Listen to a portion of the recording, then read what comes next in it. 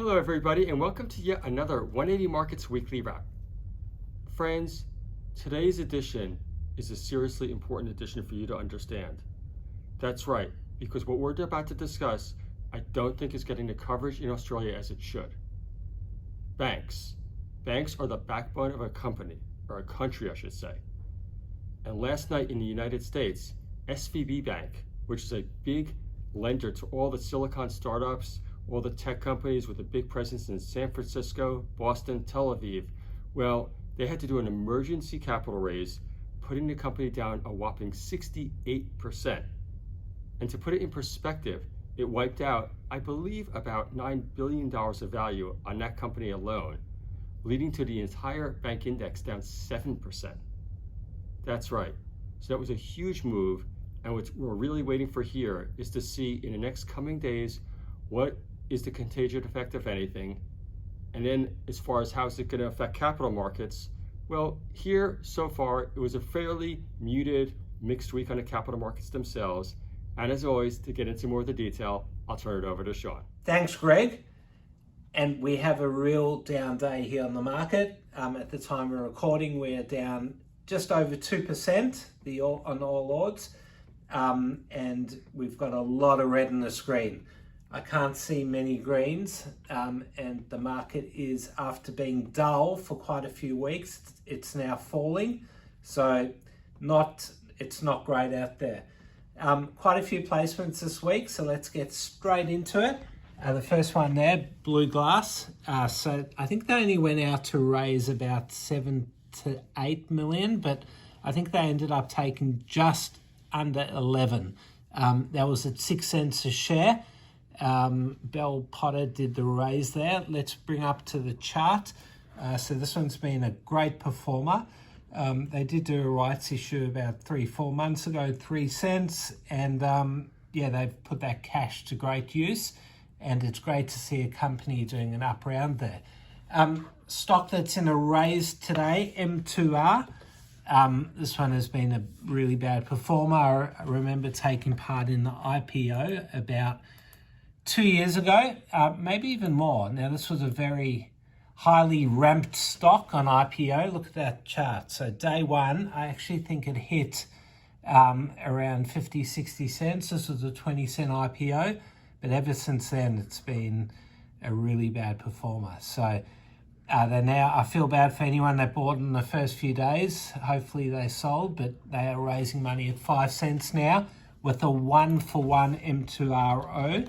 There's not much value in them. I think they are a 25-cent exercise price. So also not long there. They got about just over a year till they expire. We're not sure the exact size of the raise, but it's coming to 180 market shortly. CYL. Now, they did a raise at $1. There were quite a few brokers on there. They raised 22 million. And I know nothing at all about this company, so we'll move on.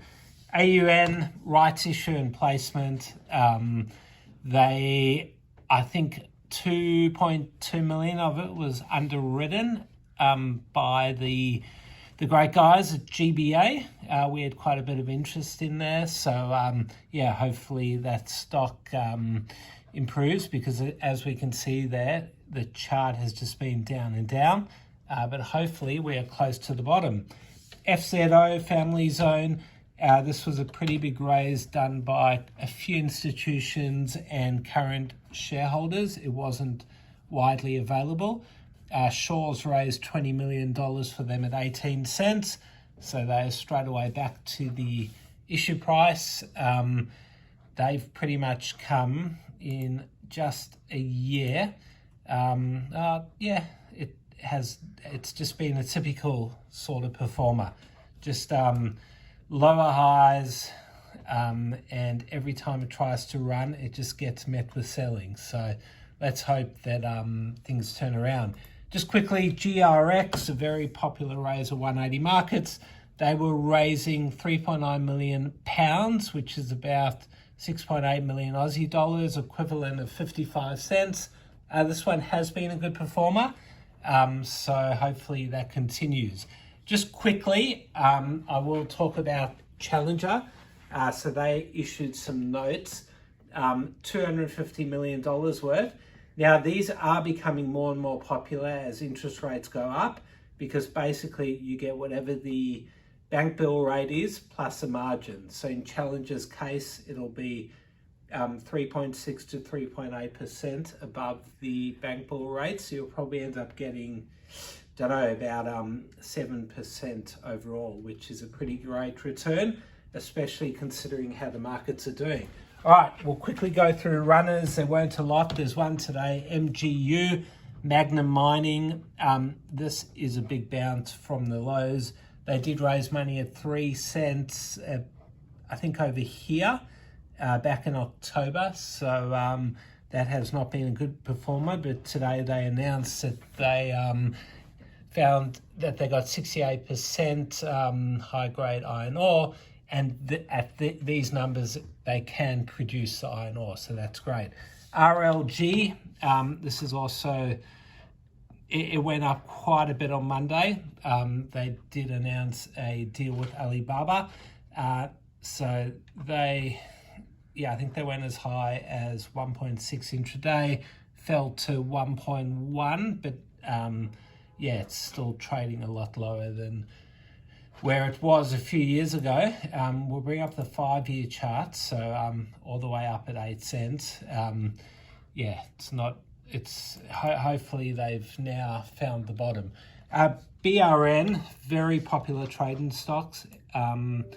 This one has had many runs in the past. It had a big run up on Monday and has since lost almost all of the gains.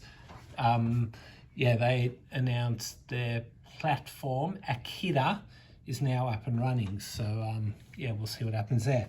SRN, very popular stock amongst the traders, Surefire Resources. They had a big run on Tuesday. And let's look, Mr. Camera Boy, what SRN, they announced that their vanadium project is now world-class. So great to see. 2 other noticeable runners were 4DS and PTX. We had some bad fallers this week, RHY, after they withdrew an application to the TGA, and BVS, after they did a raise. They did not offer 180 markets and it fell below issue price. So we're not going to feel sorry for them there. All right, that's it. That's another week that's gone by. Fingers crossed that things start to improve, because it's feeling pretty bad out there. Have a good weekend, everyone.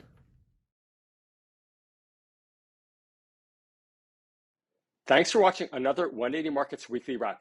If you want access to thousands of capital raises, sign up at 180markets.com.au and you'll get access to our very next capital raise. Thanks for watching.